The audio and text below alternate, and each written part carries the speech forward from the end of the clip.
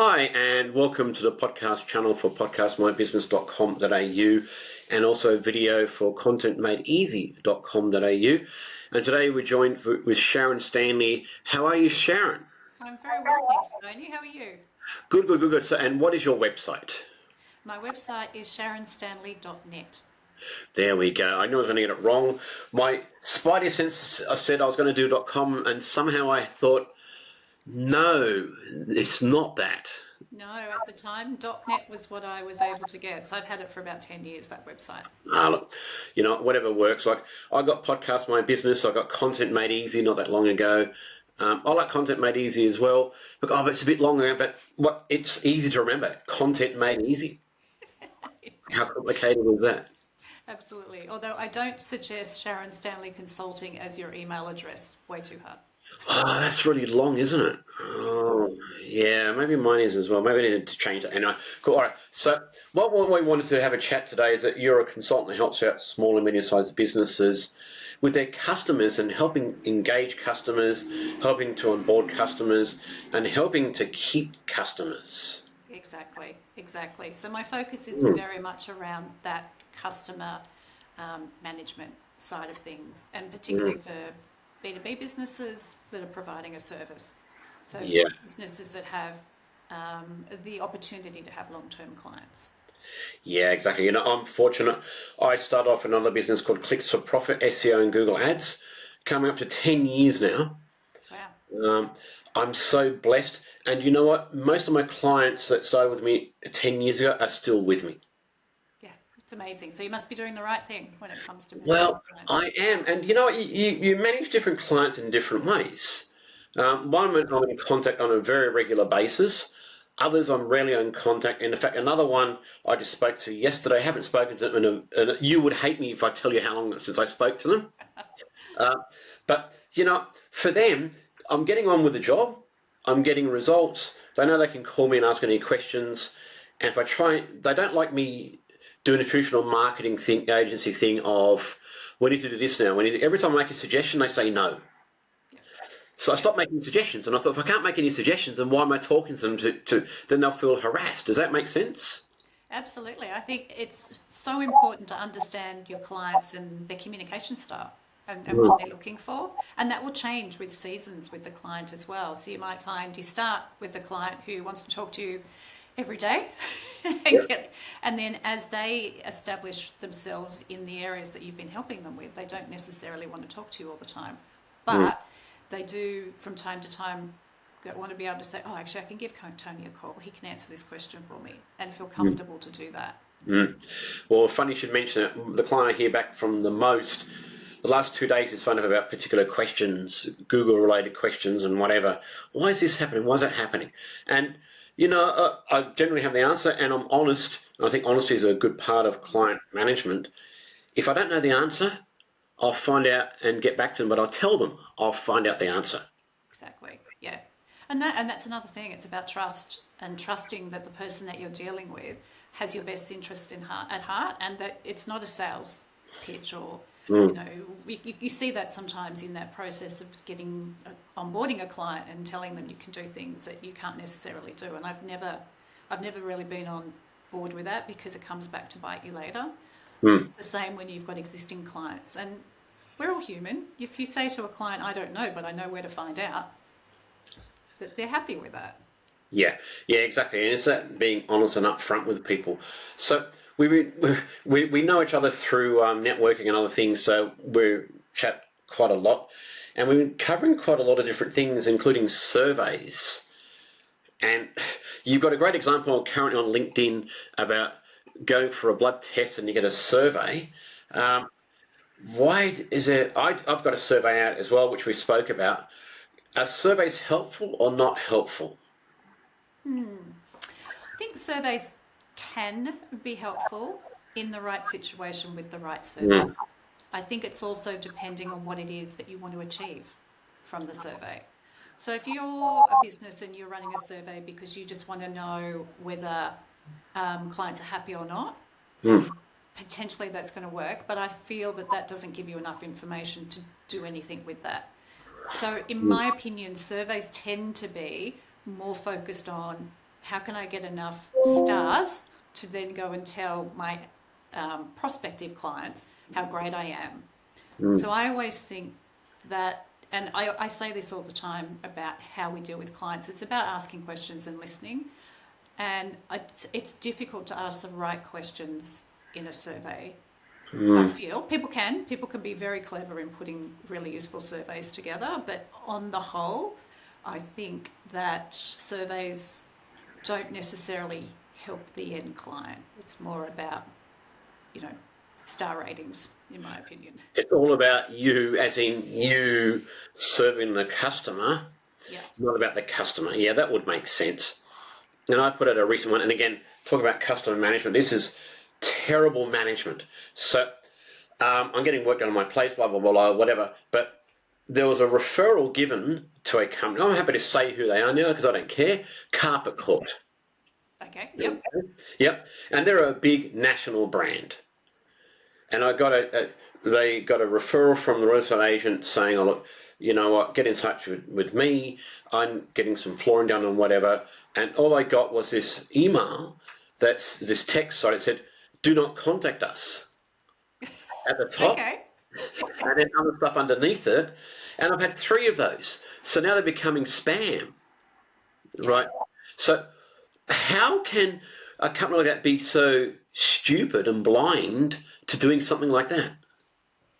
So I think that company hasn't done any research with the people they're sending the surveys to actually find out how they're going. They've obviously not looked at the responses they're getting. Yeah, Probably no responses because they've yeah, said do not reply. yeah, yeah. um, so I think that's a really good example of not having a clear, or it sounds like not having a clear objective as to why you're sending that out to clients. What are you trying to gain? Mm. Because if it's just about a touch point, well, that's not a very good touch point. Well, it's pretty poor. That was a referral. So, and again, we discussed this ourselves, and you responded to my survey. I did the survey for a bit of fun, and that's what I think surveys should be, a bit of fun, not necessarily, especially on LinkedIn, nothing major, nothing serious at all. But what would you do if you were given a referral and we had different opinions? So, as we kind of talked about this a little bit, for me, again, it depends on who gave me the referral. So, if you gave me a referral, then I would feel comfortable that you know what I do, Yeah. that you have an actual connection with the person that you're referring, and that it would be, and that the other person's expecting to hear from me. So then I would contact that person. But if I got a referral from someone who I don't really know, I'm not completely convinced that they've explained to the other party about it, then I most likely would not, because to me that would feel like cold calling and spamming, and whereas I feel a referral should be a very warm lead, not a cold call. Yeah, it's interesting because again, these guys, they were given a referral by someone I presume they know somehow or somewhat, and I would at least send a text or an email Exactly, yeah. introducing myself before I picked up the phone. I wouldn't pick up the phone straight away, and that's what they've tried to do, but very poorly. And at the bottom, the phone number for me, get in touch with them, and I'm going, yeah, I can understand why they've done it, but they've done it appallingly bad. So another thing that you help businesses with, and I think this is really important, is onboarding new clients. Now, I worked in the corporate world, and there's a big thing about that. We had an orange tree, and join us on the journey and blossom, and get the fruit of the tree, and then we can make orange juice together, sort of style. I'm going, geez, it's an American company, believe it or not. Who would have thunk it? So does that sort of style really work? I don't think so. So I think, and look, again, depending on the business, the size of your business, how many clients you're onboarding, in what time frame, and how complex the onboarding is. But I think there's a few things that are key. And the first thing is that there has to be a connection between the sales process and the onboarding process, and then if there's a separate client management piece, then that as well. And what I mean by that is the salesperson has built trust and built a rapport and built a connection with that prospect. That's why they've come on board. So then often you see that when we go to the onboarding stage, sales has disappeared from the process, which is fine. I think that's right.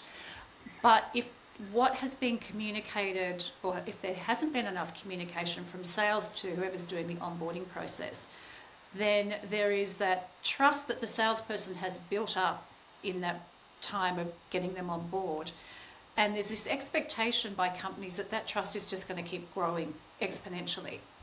But if you go through an onboarding process and it's not what the client expected, if the language changes, if it's clunky, if things don't go to plan, if communication changes, then the trust actually erodes even more than potentially what it was before they even knew about the company. So now you've got this big effort gap. You've got the salesperson's done the effort to win the business, and then if the implementation doesn't go well, there's this gap between effort and trust that now either the onboarding team or the account manager or customer success manager has to somehow bridge. So you end up doing more work than is expected because you're essentially starting the process all over again. Yeah, exactly. And I mean, I think I was guilty of that in those companies, over-promising as a salesperson. And then my account manager would have to, poor attitude of, for me, suck it up. Yeah. And, look, and again, it depends on the organisation. If it's sales-driven, then whatever gets the sale and sort of everything else afterwards is one way of doing it, and that's pretty poor. Yeah, but it's very short term. It's a very short term process. Then you're just transactional. And my thing that I always talk about with good client management is why would you want to spend all the effort of winning new clients and then just kind of forget about them and win more clients?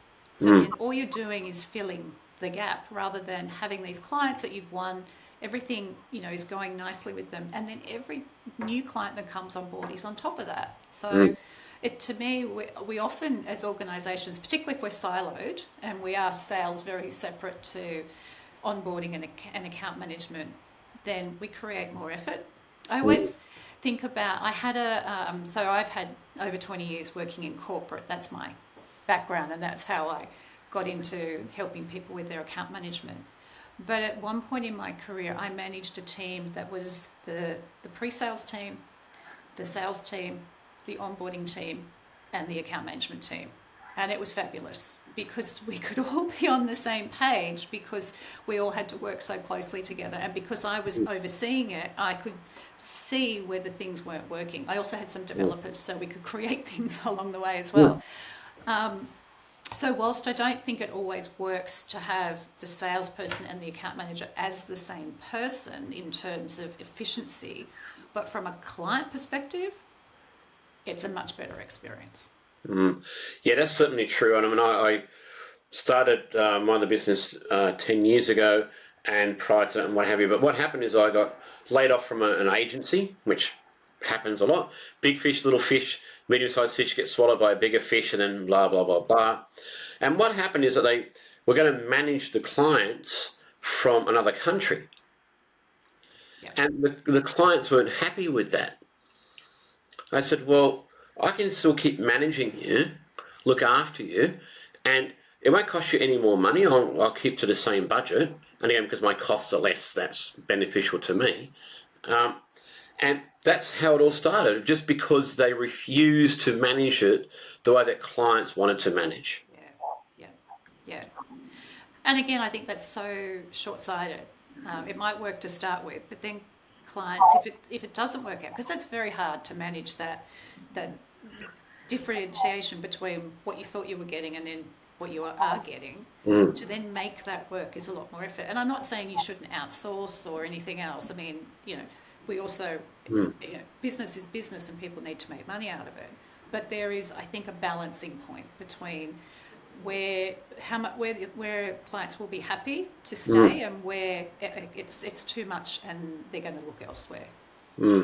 Yeah, exactly. So, what are some tips when it comes to managing clients that you would recommend? So my first thing really is looking at the fact about what kind of long-term relationships you feel you can have with your clients. So to start Mm, with, it's looking at that, as I said, about it's not just about bringing on new business, but it's about how do I keep my existing business. And then the second part of that is that everything doesn't have to stay exactly the same. So depending on what your business is, you can still be upselling to your mm, existing clients. So it's not like once mm, you've won them, that's it. They're, on contract, we're done and we just have to manage what we've got.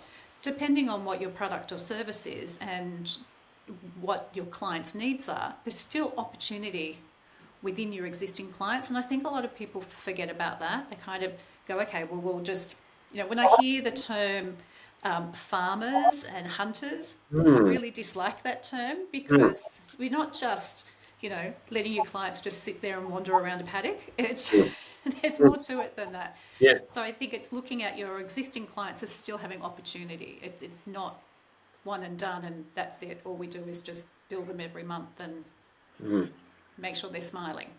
So yeah. they're probably my two key tips. And then my other tip is that not all clients need to be treated exactly the same when it comes to client management. So some clients are going to need or want or